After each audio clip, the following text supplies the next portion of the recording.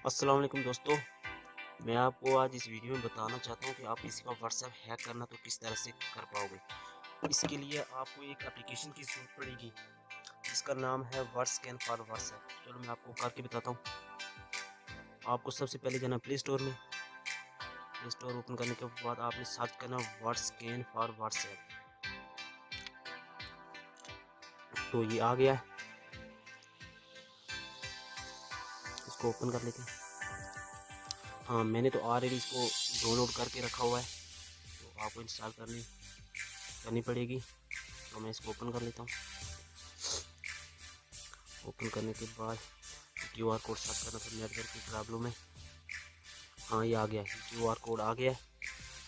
तो अब आपने ये करना कि जिसका मोबाइल आपने हैक करना उसका मोबाइल लेना है। मेरे पास मेरे फ्रेंड का मोबाइल है, मैंने उसका मोबाइल लिया। थ्री डॉट्स पे आपको क्लिक करना है, व्हाट्सएप वेब पे आपने क्लिक करना है।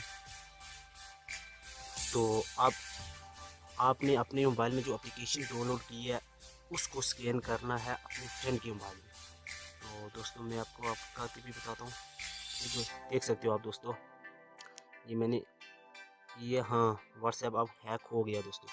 आप देख सकते हो कि मेरे फ्रेंड के मैसेज मेरे मोबाइल में आ गए।